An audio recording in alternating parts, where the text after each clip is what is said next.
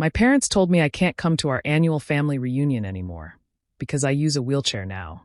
They said I'd ruin everything since all my cousins are healthy and happy, and nobody should have to see me like this. Please stay with me as I tell you my story, and please don't forget to support our channel by subscribing, liking, and sharing with your loved ones. My name is Ethan Walker. I'm 27 years old, and not too long ago, I lived a completely different life. I used to be the guy everyone expected to show up with a smile, the one who organized games at the reunion, the cousin who made everyone laugh. I was athletic, adventurous, always moving. Then the accident happened, and everything I thought I knew about family started to unravel. It was a late summer evening when my parents sat me down. My dad, Richard, leaned against the counter like he had something heavy to drop. My mom, Susan, couldn't even look at me.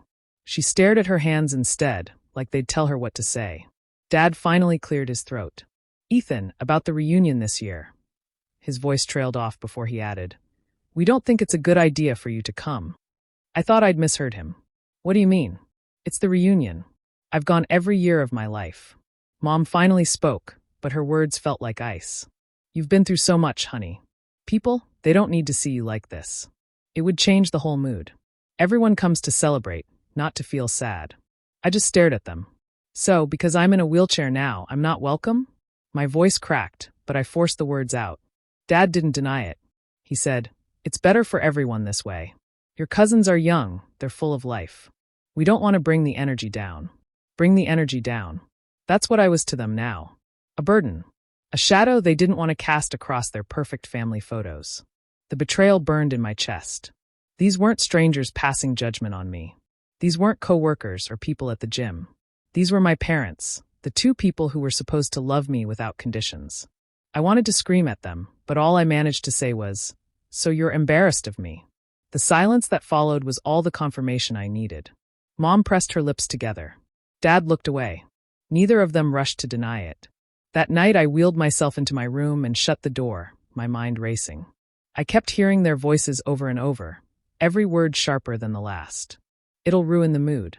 People don't need to see you like this. Better for everyone." For the first time in my life, I realized I wasn't just excluded. I was erased. And it wasn't by accident. It was by choice, my parents' choice. And that was the moment something inside me began to change. I remember how it used to be, before the accident. Back then, I was the one running across the field at every reunion, tossing the football so hard my cousins scrambled just to keep up.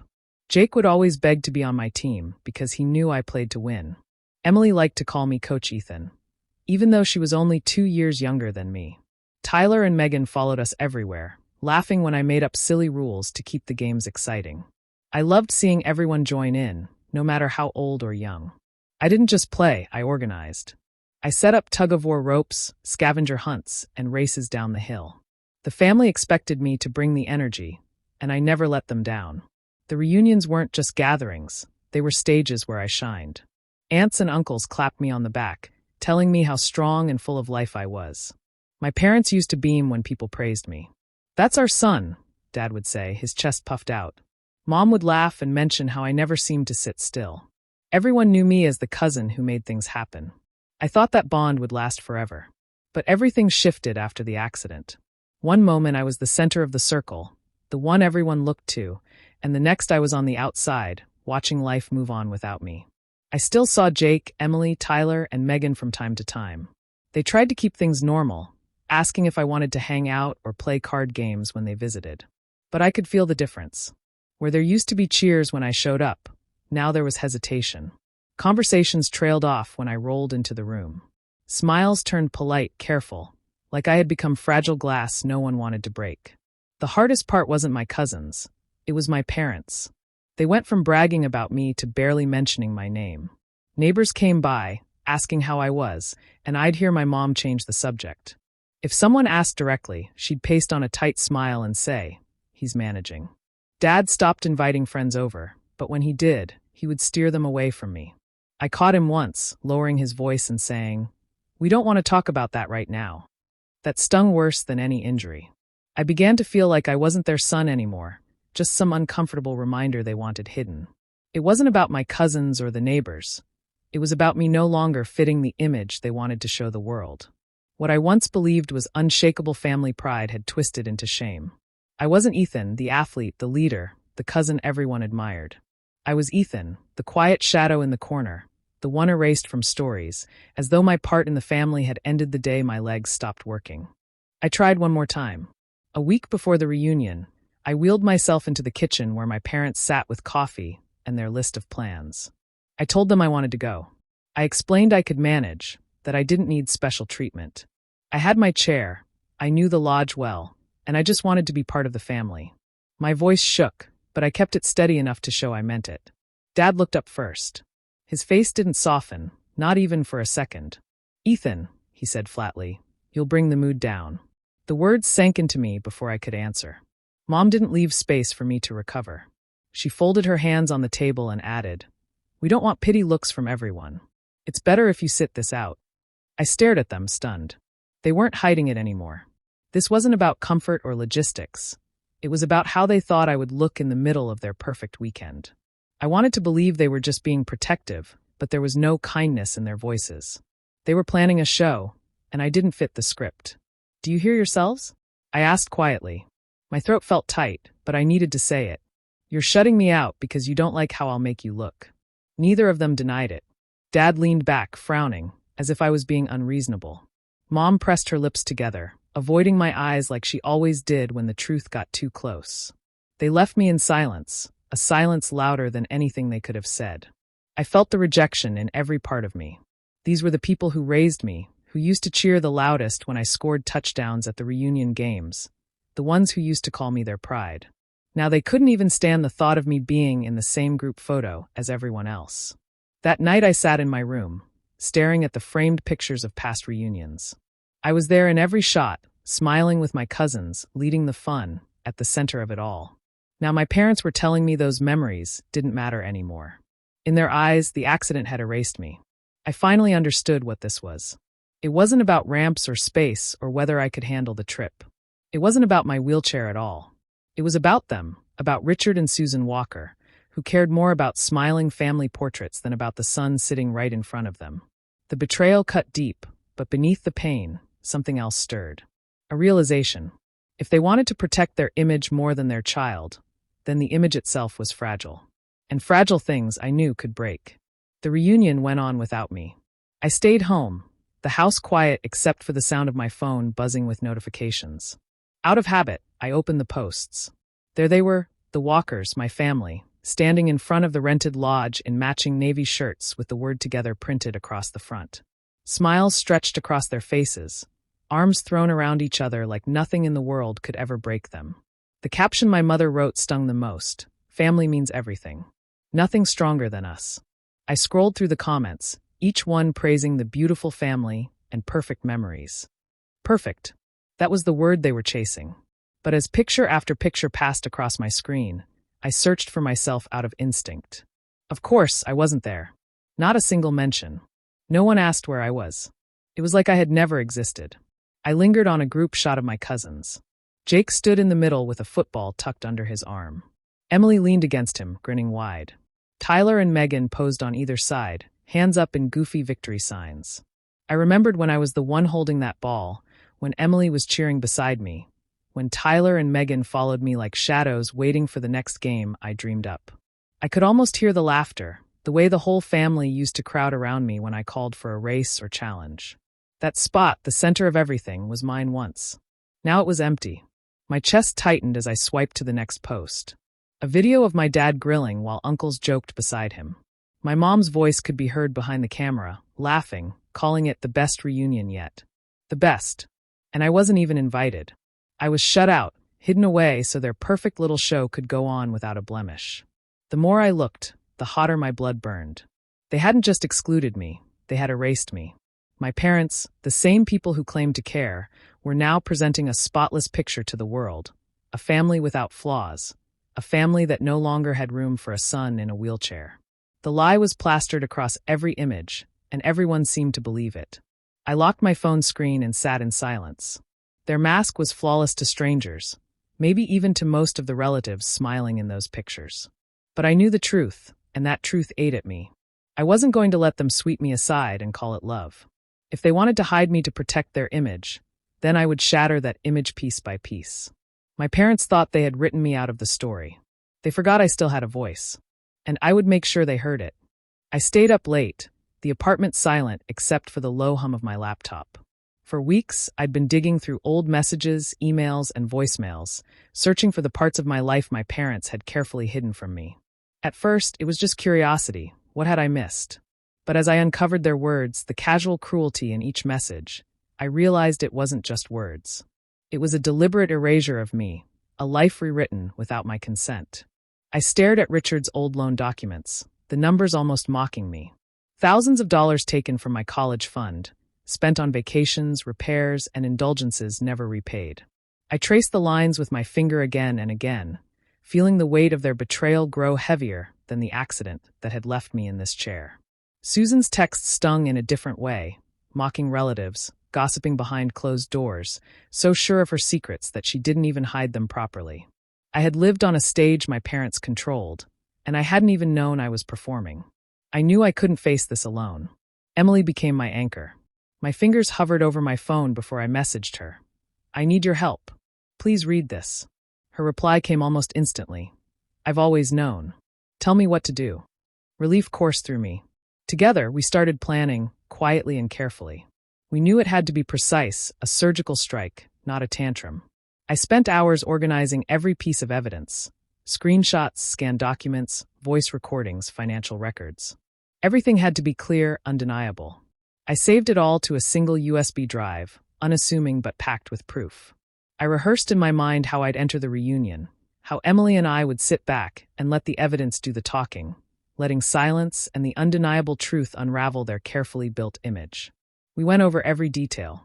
What if the cousins didn't believe me? What if my parents tried to charm or manipulate their way out? I didn't know, but I did know that silence had allowed them to erase me for too long. For the first time since the accident, I felt a strange control, not over them, not over their reactions, but over my own story. Emily's voice cut through my spiraling thoughts. "We don't need to yell," she said firmly. "We just need to show them. The truth will do the work for us." I believed her.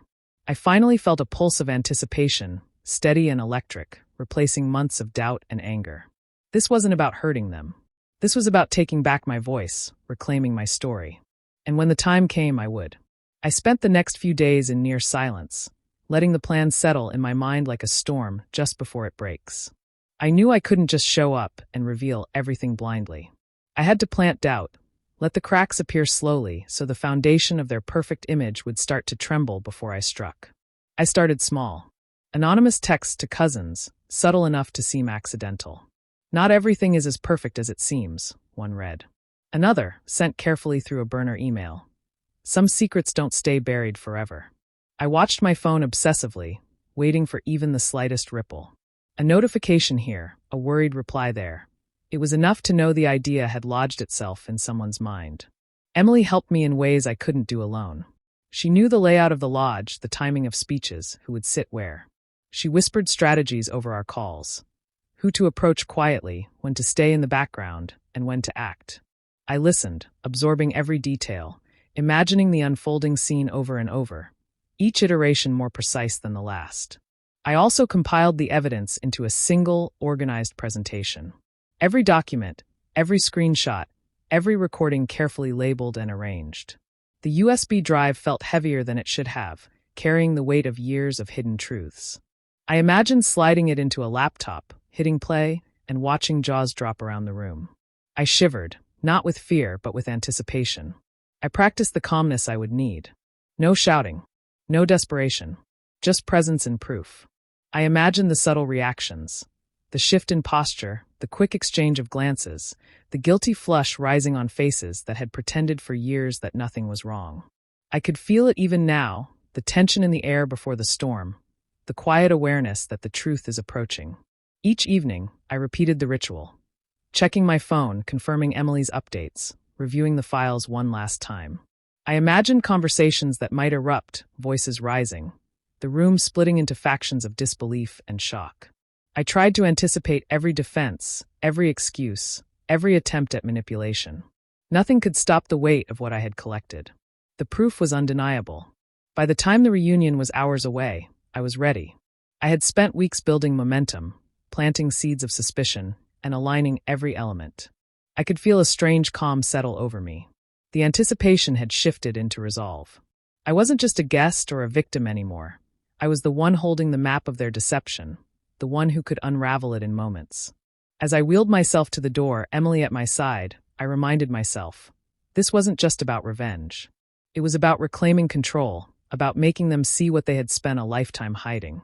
I inhaled deeply, feeling the power in that moment. The seeds were planted. Soon, they would grow into something unstoppable. The lodge loomed ahead, light spilling through the windows like a promise and a threat all at once. I could hear laughter and music from inside, the sounds of my family celebrating without me, pretending I didn't exist. I gripped the wheels of my chair a little tighter, feeling the familiar burn in my arms. I wasn't nervous. I was ready. I had to be. Emily stayed close, whispering final reminders. Where to position myself, when to wait, how to let the moment unfold naturally. I nodded, taking a deep breath. Every detail mattered. Every second counted. I could see them through the glass. Richard laughing with a cousin, Susan adjusting her hair for what they surely thought were the perfect photos. I remembered every insult, every dismissal, every time they acted like I had vanished. Now the tables were about to turn. I pushed open the doors. Silence didn't hit immediately. It rolled over the room slowly, like a wave. Conversations stuttered, smiles froze, eyes darted toward the entrance. And there I was, in the center of the foyer, a chair and determination making me impossible to ignore. Richard's smile faltered. Susan's hand flew to her mouth. I didn't move quickly. I didn't shout. I let the weight of my presence fill the room. You didn't invite me, I said, my voice calm but carrying across the lodge. But I'm still family. A ripple of whispers followed. Some cousins looked shocked, some confused, some like they had expected this all along. I could feel the tension pressing in from every corner. No one could pretend I wasn't there anymore, and no one could erase the months and years of secrets I had gathered. I rolled toward the center, letting my calm energy speak louder than any argument. Emily stayed just behind me, a silent ally, her eyes steady. I imagined the first gasp when the USB went into the laptop, the moment they saw the evidence I had so carefully assembled. Everything Richard and Susan had hidden, every cruel word, every stolen dollar. It was all coming out. I allowed myself a small, satisfied smile. This wasn't about spectacle. This was about reclaiming my story, taking back what they had tried to erase. For the first time in years, I felt the full weight of control shift into my hands. And I knew nothing would ever feel the same again. The air in the room was suffocating, every pair of eyes glued to me. My dad was the first to move. He cut through the crowd quickly, his jaw tight, that fake smile still clinging to his face. He leaned down, close enough that only I could hear. Leave now, Ethan. Don't embarrass us in front of everyone. Embarrass us. The words hit me like a memory. I looked him dead in the eye. No, Dad. I'm not leaving. My mom rushed over, clutching his arm like she could hold the moment together. Her voice trembled, urgent. Please, sweetheart, don't do this. Don't make things worse than they already are. I took the microphone, steadying my breath. Worse? You mean worse than my dad stealing from my college fund? Worse than my mom telling people she doesn't want me in family pictures? No. Tonight, I'm telling the truth. The room gasped. I plugged the USB drive into the laptop Emily had ready. The big screen flickered to life, and then came the recordings, my dad's laughter, mocking me after the accident. My mom's voice, sharp and dismissive, saying she didn't want me ruining the family's image. The sound filled every corner of the lodge. No one could look away. Aunts exchanged stunned glances, cousins stared with wide eyes, some covering their mouths. Jake, who I used to play football with, shook his head slowly, his eyes locked on my parents like he was seeing them for the first time. My dad tried to raise his voice, desperate. He's twisting this. He's bitter, angry because of his accident. You don't understand. I cut him off. My voice was calm but strong. No, Dad. They understand perfectly. They're hearing it from you. My mom broke next, tears streaking her face. Ethan, you don't get it. I only said those things because I was upset. You can't take everything out of context. But then Emily spoke up, loud and clear from the back of the room. He's not lying. I've seen the messages. I know the truth. He's telling you exactly what they've done. I watched the color drain from my mom's face, watched my dad's shoulders slump as the whispers grew louder around us. For the first time in my life, their masks cracked. And for the first time in a long time, I wasn't the one who looked small. The whispers around me grew louder, overlapping until the room buzzed with disbelief. I sat there in the center of it all, watching my mom and dad unravel in front of the very people they had worked so hard to impress. My dad's face was red, his fists clenched at his sides.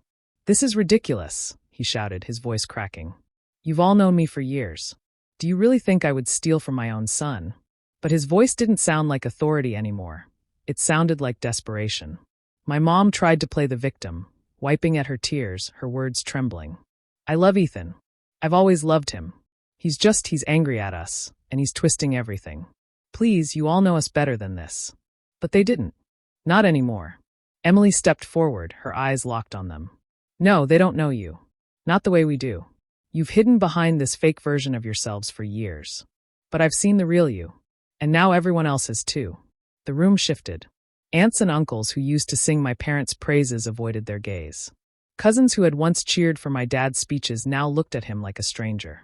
I saw my cousin Megan whisper something to her brother, her eyes darting toward me with guilt. For the first time, it wasn't me being excluded. It was them. My dad tried one last time, his voice booming across the room. "He's doing this because he's bitter about the accident. He wants to tear us down out of spite." I raised the mic again, steady as ever. "No, Dad. This isn't about the accident. This is about you and Mom erasing me, stealing from me, lying about me. You didn't just hurt me, you betrayed the entire family." Silence followed. Not one person spoke up for them.